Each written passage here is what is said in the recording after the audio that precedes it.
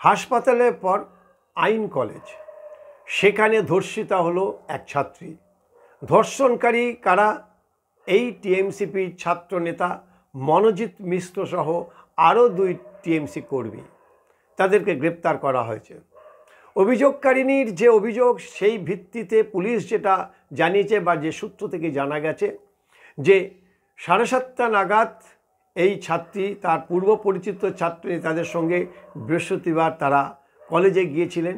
সেখানে তাকে বিয়ের প্রস্তাব দেওয়া হয়। বিয়ের প্রস্তাব প্রত্যাখ্যান করার ফলেই তার উপরে যৌন নির্যাতন চালানো হয়। এটা অভিযোগকারিনীর যে অভিযোগ, সেই অভিযোগের ভিত্তিতে জানা গেছে। এবং এই ধর্ষণ মামলায় হওয়ার সঙ্গে সঙ্গে পুলিশ 24 ঘন্টার মধ্যেই 3 জনকেই গ্রেপ্তার করেছেন অভিযুক্তদের, এবং তাদেরকে আইন অনুযায়ী যে ধারা, সে ধারা দিয়ে তাদের বিরুদ্ধে মামলা শুরু হয়েছে। শারীরিক পরীক্ষা হয়েছে ওই ছাত্রীর। প্রাথমিকভাবে তার উপরে যৌন নির্যাতন চালানোর যে প্রমাণ বা অন্যান্য যে সমস্ত লক্ষণ আছে সেগুলি পাওয়া গেছে। কিন্তু সবথেকে বড় প্রশ্ন যে এত বড় একটা নৃশংস ঘটনার পরে রাজ্যের মন্ত্রী শশী পাজা তিনি বলছেন যে এটা আসলে হয়েছে ওই অপরাজিতা বিলটা রাজ্যপাল তিনি এখনো পর্যন্ত সেটা পাশ করেননি। বিজেপির জন্য এই ঘটনাটা ঘটেছে।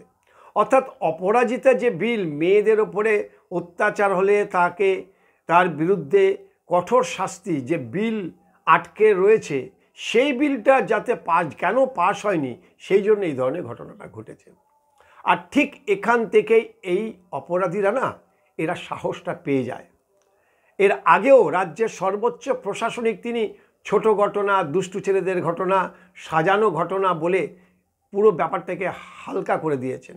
আমাদের পার্ক স্ট্রিট থেকে শুরু করে আরজিকর কাণ্ড, প্রত্যেকটি ঘটনাতে প্রমাণিত হয়েছে যে শীর্ষ প্রশাসকের নির্দেশে বা তার এই প্রচ্ছন্ন মদতের কারণে, আস্কারার কারণে এই অপরাধীরা দিন দিন তারা মাথাচাড়া দিয়েছে। এক্ষেত্রেও ঠিক তাই হয়েছে। কোথায় ধর্ষকদের তারা কঠোর শাস্তি দেবে বা কঠোর থেকে কঠোরতম শাস্তি দাবি করবে, সেটা না করে তারা অপরাজিতা বিল কেন বিজেপি রাজ্যপাল সেটা এখনো পর্যন্ত পাশ করেনি, তার জন্য তিনি সরব হয়েছেন। এই অপরাধীরা জানে যে এই সরকার আমাদের পেছনে আছে, কারণ আরজিকর কাণ্ডের মতো রকম একটা দুনিয়া কাঁপানোর নৃশংস ঘটনার পরও অপরাধীরা কেউ এখনো পর্যন্ত শাস্তি পায়নি, তারা আড়ালে রয়ে গেছে। আর এটা এইসব ছাত্রনেতা, ছোট ছোট বাচ্চারা, তারা তো দেখেছে। তারা তো এখন সবেমাত্র এখন যৌবনের বা যে প্রস্ফুটিত হয়ে উঠেছে, তারা এখন টকবক করে ফুটছে। তারা দেখেছে যে অপরাধ করলে আমাদের মাথার উপরে যারা রয়েছেন তারা আমাদেরকে ঠিক এভাবেই আড়াল করবেন, আর তাই মাথা ছাড়া দিয়ে উঠেছে। অনেকগুলি প্রশ্ন উঠবে। ওই ছাত্রী কেন রাত্রেবেলা কলেজে গেছিলেন, কেন তার পূর্ব পরিচিতদের সঙ্গে কলেজে গিয়ে দেখা করতে হলো, ইত্যাদি নানা প্রশ্ন উঠবে। কিন্তু একটা প্রশ্ন তো উঠতেই পারে যে কলেজে ঢুকলো কি করে?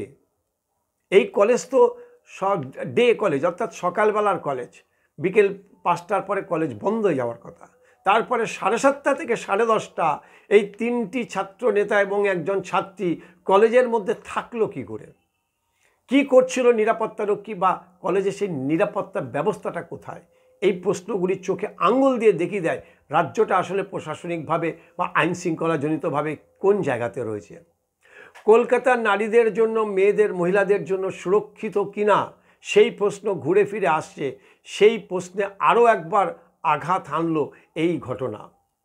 কোথাও কোনো প্রশাসন বলে কোনো শব্দ নেই, গোটাটাই এখন শাসক দলের আওতায় চলে গেছে।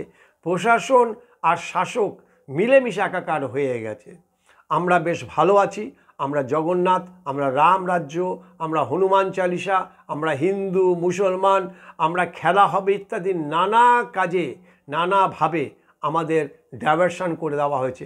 আমাদের চিন্তা ভাবনা, আমাদের সমস্ত কিছুকে গুলিয়ে দেওয়া হয়েছে এই নাচন কোদনের মধ্যে দিয়ে। আর এই যত নাচন কোদন চলবে তত আইন শৃঙ্খলা এরকম ছেলে খেলা করবে। এবং যারা শাসক দলের এই ধরনের নেতারা রয়েছেন তারা আসলে জানে যে এই দলটা আমার বা আমি এই দলের, তাই কোনো শাস্তি এরা হবে না, এটা জেনে গেছে। সেই কারণেই দিন দিন এই ধরনের সাহস বেড়ে গেছে এবং শেষ পর্যন্ত এরকম একটি মারাত্মক ঘটনা ঘটল। এরপরে আরও অনেক হয়তো ঘটনা ঘটবে, অন্য কোনো রাজনৈতিক দলের কেউ ধরা পড়বে, কিন্তু ঘুরে ফিরে সেই প্রশ্নটা আসবে যে কলকাতা সত্যি কি আইন শৃঙ্খলা আমাদের রাজ্যে রয়েছে? কলকাতায় বা কতটা সুরক্ষিত আমাদের এখানকার মহিলার জন্য? ঘুরে ফিরে সেই প্রশ্নটা আসবে, বিশেষ করে আর.জি. কর এবং আইন কলেজে পরপর 1 বছরের মধ্যে যে দুটো ঘটনা ঘটে গেল, স্বাভাবিকভাবেই রাজ্য সরকারকে এর দায় নিতে হবে।